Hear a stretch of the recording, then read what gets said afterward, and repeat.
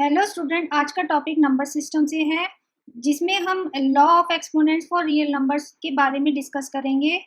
इस वीडियो में जो पॉइंट डिस्कस करेंगे, पहले हम उन फॉर्मूलेज के बारे में जानेंगे जो एक्सपोनेंट से रिलेटेड है। उसके बाद हम कुछ एग्जांपल सॉल्व करेंगे जिसमें हम इन एक्सपोनेंट्स के लॉज को यूज करना सीखेंगे। तो चलिए स्टार्ट करते हैं।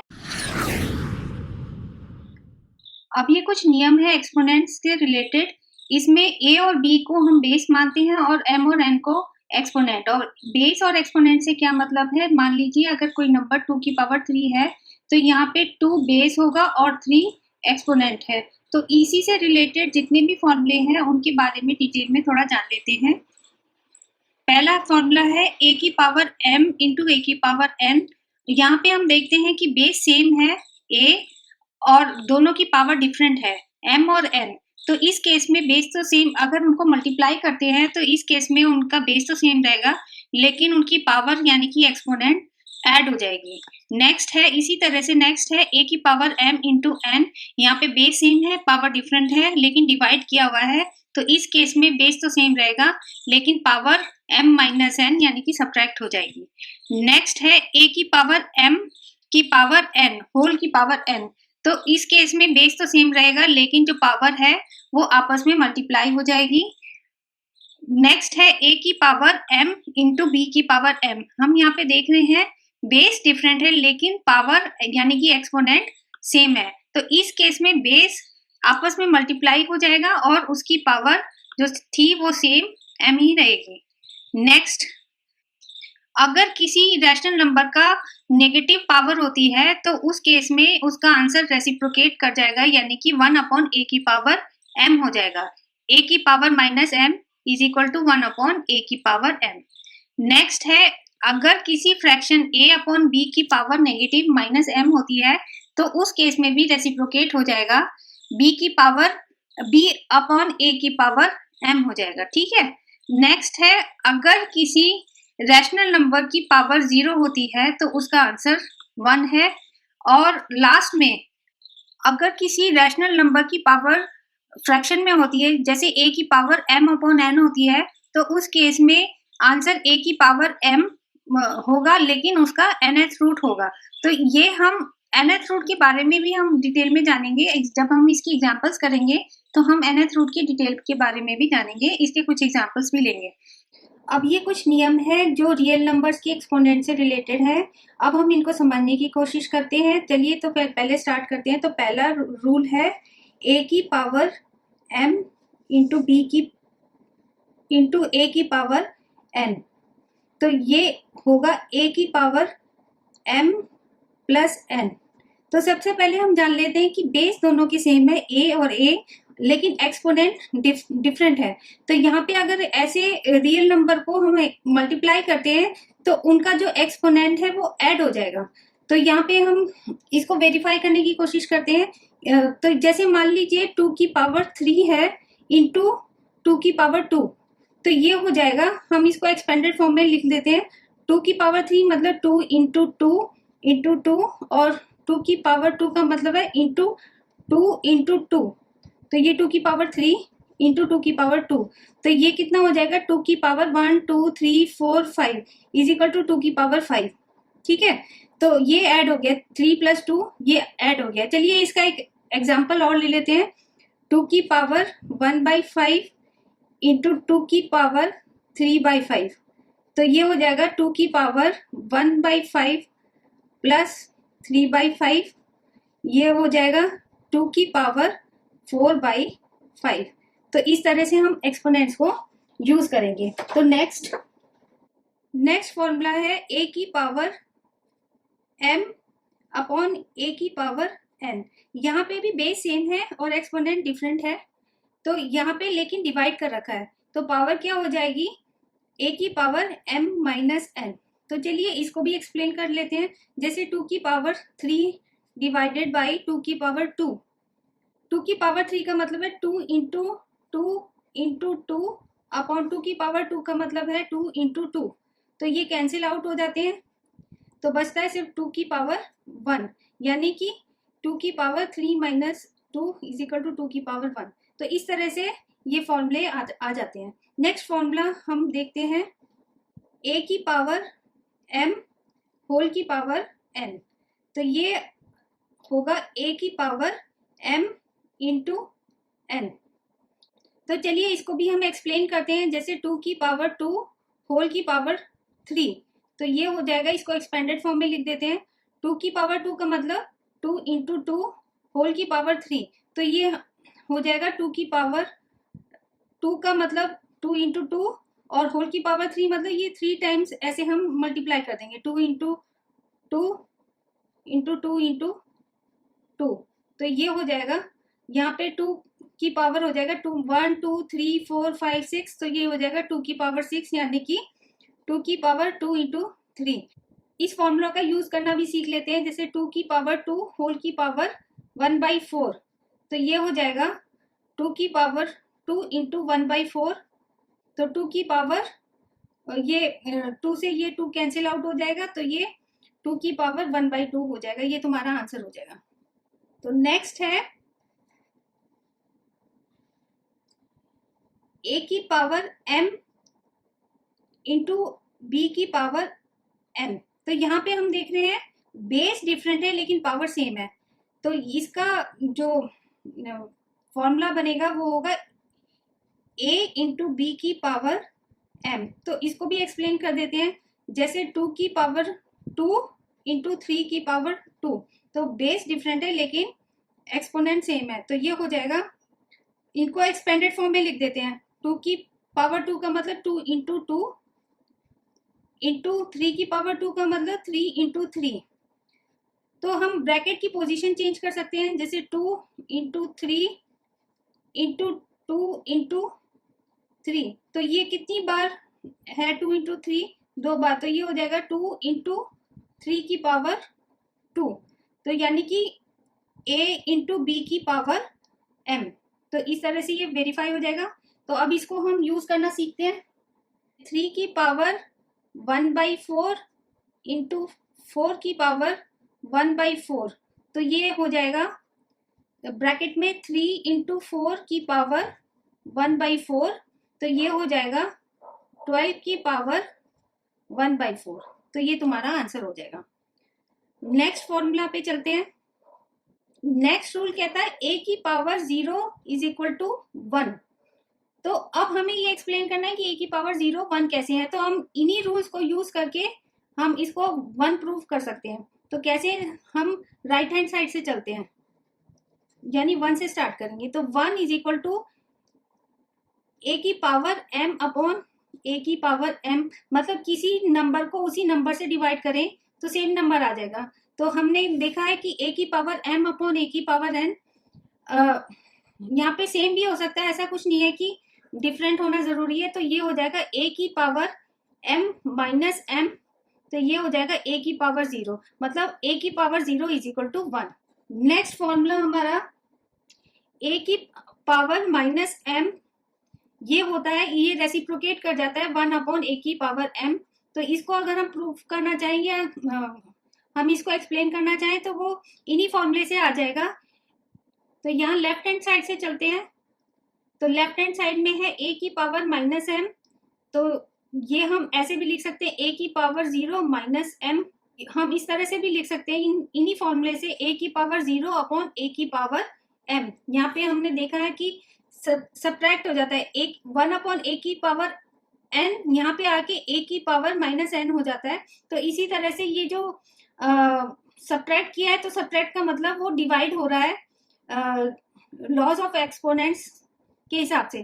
तो ये सब्ट्रैक्ट हो रहा है, तो ये हो जाएगा a की पावर 0 क्या होता है 1 अपॉन a की पावर m। तो इस तरह से ये रेसिप्रोकेट कर जाएगा। नेक्स्ट फॉर्मूला है a अपॉन b की पावर माइनस m।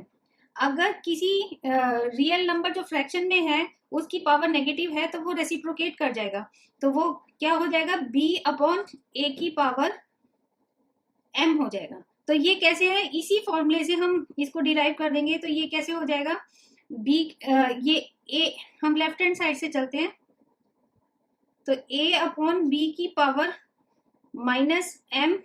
तो ये रेसिप्रोकेट हो जाएगा, a की पावर माइनस m डिनोमिनेटर में आ जाएगा 1/a की पावर m, और ये b की पावर माइनस n इंटू ये भी रेसिप्रोकेट हो जाएगा 1/b की पावर m।